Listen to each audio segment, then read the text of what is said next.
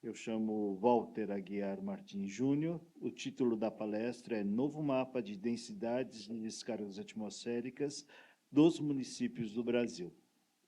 Walter Aguiar Martins Júnior é engenheiro eletricista e especialista em sustentabilidade pela Universidade Federal do Mato Grosso. Diretor-geral da Bracopel, também no Mato Grosso, associado da BNT e membro dos comitês de eletricidade, gestão e economia de energia, além de um grande especialista na ciência de dados também. Boa tarde a todos e a todas. É um prazer estar aqui neste congresso, apresentando nosso trabalho para vocês. Na verdade, foi um desafio que a gente recebeu pela BNT, né, para realizar esse novo mapa.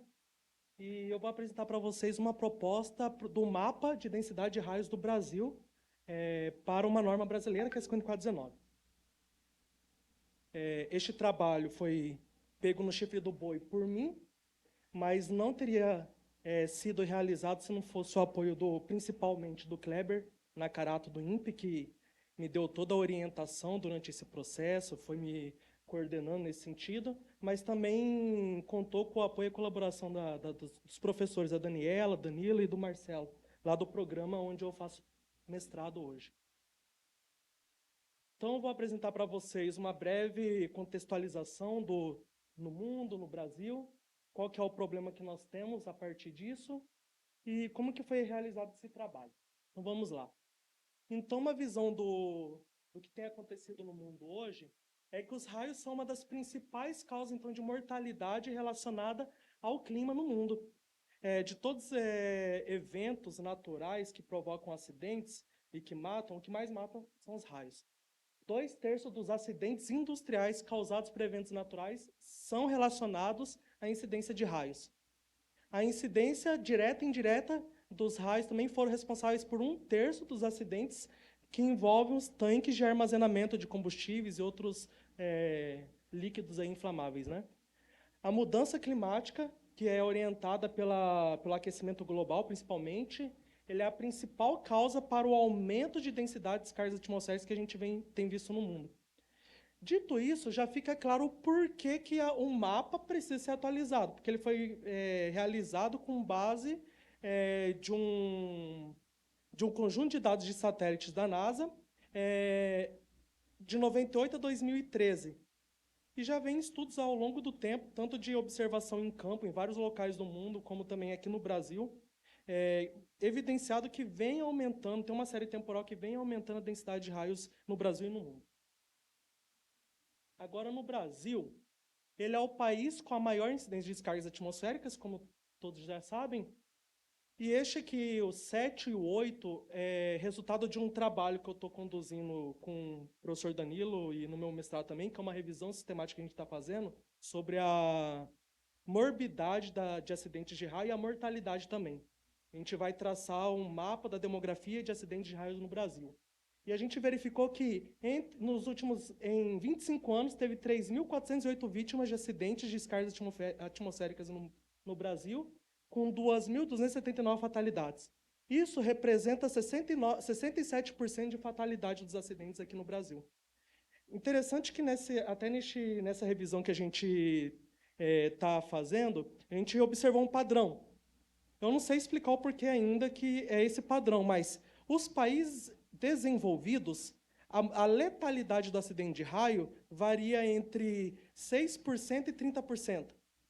Enquanto que os países em desenvolvimento é de 45% a 90%. 90% é o caso a gente identificou uma província lá da Índia, província de Bihar, uma província pobre, num país pobre, que tem quase 200 milhões de habitantes nessa província. Então, ela tem quase 87%, 88% de letalidade dos acidentes de raio. E o Brasil, como a gente identificou, é o segundo lugar mais mortal. A gente está aumentando a densidade de raios, está aumentando o número de acidentes. Claro, a gente observou que a letalidade acabou diminuindo um pouco e está aumentando só os feridos. Não sabemos se é por causa dos reportes ainda, assim, que tem sido feito, mas o Brasil ainda consta como um país em que o acidente com raio é altamente letal. E as vítimas fatais, 80% das vítimas fatais são homens em idade ativa. em geral em uma atividade laboral em área aberta ou então uma atividade recreativa. E rede de solo é um trabalho desenvolvido principalmente pelo grupo do Kleber Nakarato, lá do INPE, tem identificado que tem realmente aumentado a densidade de descargas atmosféricas no nuvem solo aqui no estado brasileiro. Então, um trabalho que ele fez bem abrangente, foi apresentado no ICLP 2022, sobre um estudo de caso que eles fizeram lá em Santa Catarina. E foi a partir desse trabalho que houve toda essa mobilização, inclusive, para reformular o mapa. E a gente tem visto também aí na mídia que o aumento de acidentes assim, envolvendo a incidência de descarga atmosférica sobre edificações e estruturas que já possuem um sistema de PDA. Então, a gente acredita que estes sistemas estão defasados, precisam ser atualizados, dada a nova condição de densidade de raio no local, assim como o Barbosa mostrou aqui. Então, o problema foi esse. A ABNT, o grupo de trabalho aí de estudo da revisão da norma 5419, falou, o mapa brasileiro está desatualizado. O que vocês... a gente precisa fazer um novo. E vem, então, essa demanda para a gente com alguns critérios de como deveria ser esse mapa. Em vez de ser... Porque a gente vem num histórico, né, que primeiro era os níveis isocerâmicos, né, as curvas isocerâmicas, depois veio o mapa de calor, e esse mapa de calor trazia muita insegurança, né? Eu estou em Cuiabá, eu estou aqui em São Paulo, qual o ponto que eu vou escolher? Qual que é o NG que eu vou escolher? Então, a gente padronizou fazer um mapa coroplético municipal, isso a gente buscou na literatura também, viu que tem sido muito realizado isso, até nos trabalhos lá do Roller, da Vaisat, você vê que tem muitos mapas assim agora. Então, e com um número único de NG para aquele município também, para trazer uma segurança para o projetista. E não foi só isso. Tinha também que ser um número único, inteiro, para facilitar, umas coisas assim. Que não prejudica, com certeza, né, a nossa qualidade do trabalho, mas que facilita também para o projetista que vai lidar com isso no dia a dia. Então, a gente recebeu essa demanda e vamos trabalhar. Então, o processo, a nossa metodologia passou por todo esse processo. A gente coletou os dados. Quais dados que a gente coletou? A gente trabalhou com os dados do IBGE em relação a território. Utilizamos os dados de um satélite da NASA que fazia a cobertura de todo o território do Equador, né, do trópico. Essa parte em específico dos dados de densidade de raio foram primariamente trabalhadas pelo grupo do Kleber, lá do INPE, e eles nos entregaram uma malha de pontos. E a partir daí a gente desenvolveu, até algumas reuniões de bate e volta com a 5419, a gente percebeu que os pontos estão distantes de 12,5 quilômetros. Então havia muitos municípios, principalmente no Nordeste e no Sudeste, que ficava descoberto. Aí fomos trabalhando, né? Então montamos um mapa de quadrículas, que é aquele Lighting Density Vector Grid ali embaixo. E aí depois a gente trabalhou fazendo o seguinte: pegamos toda essa quadrícula, todos os pontos que foi observado dentro de um município. E qual que é o maior valor identificado nesse município? E esse foi o valor, então, setado ali para aquele município. Temos um caso, por exemplo, ali o preto maiorzinho no mapa que a gente está vendo é São Félix do Xingu, do lado de Altamira. Então, ele tem uma parcela que o NG ali varia entre 2 raios por quilômetro quadrado por ano a 20, 30, quase 30 e tantos. Então, assim, mas ela tinha 20 pontos que você estava ali em cima do... Mas por que escolher um maior para um município tão grande desse jeito? Não dividir. Teve essa discussão também. Assim. A gente entendeu que a maioria dos municípios que tem uma extensão territorial muito grande não representa nem 5% da população do Brasil. Então, a gente não precisa... E economicamente, então, nem se fala. Então, a gente não precisaria se preocupar com esses detalhes. Aí a gente elaborou um mapa, vou apresentar para vocês agora os resultados. Esse é o resultado final do nosso mapa. Este vai ser o mapa que vai para a nova norma 5419.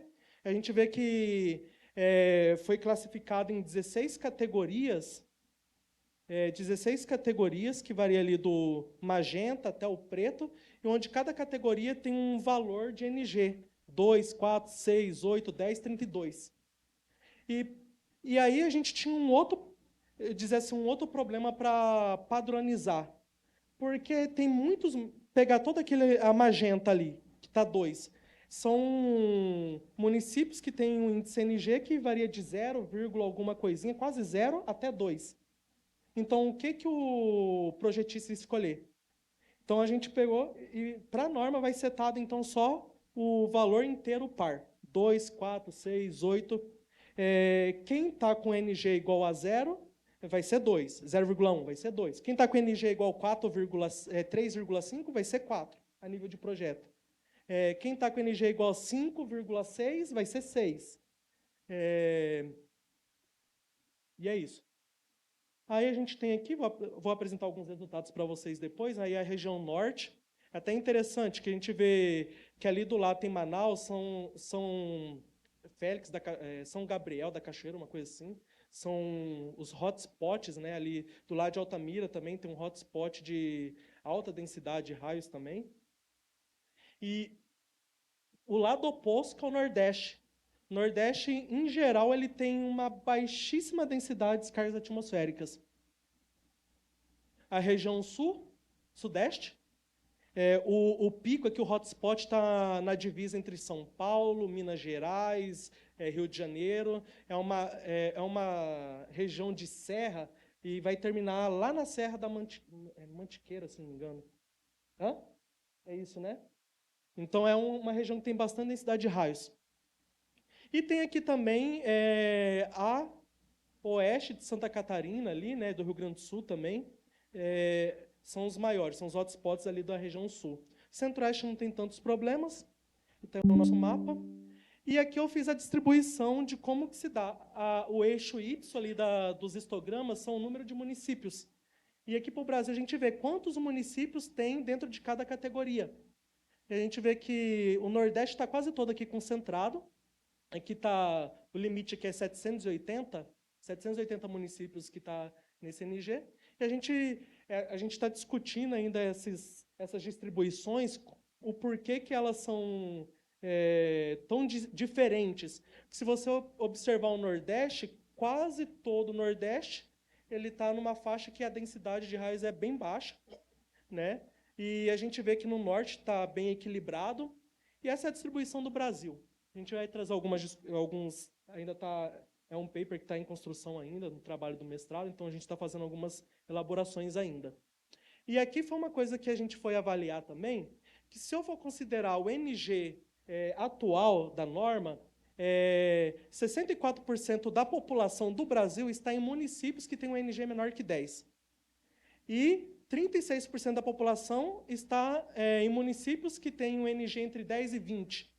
E quase não tem, é bem residual, talvez 3, 4 municípios do Brasil, de 5 mil, que têm um NG acima de 20, segundo a atual tabela. Atualizado, olha só, o nível menos crítico, que é o NG menor que 10, desceu para 28%. Enquanto isso, 54% da população, nas condições atuais de NG, ela agora está em municípios que têm o NG entre 10 e 20, e agora tem uma nova categoria, que é o NG maior que 20, onde 20% da população se encontra aí. A gente tem essa tabela também para o PIB, eu não lembro muito de cabeça, mas para não... praticamente as mesmas proporções. Então, isso é um fator relevante que justifica também a necessidade de, sim, atualizar esse mapa.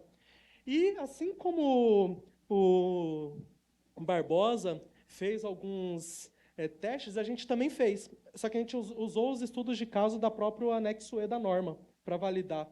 Aí a gente usou 2 estudos de caso em que, usando o NG atual, o nível de SPDA era nível de proteção 4, e no primeiro caso, com o novo dado de NG, deveria ser um nível de proteção 3. E no segundo caso que a gente analisou, de SPDA 4 foi para SPDA 2.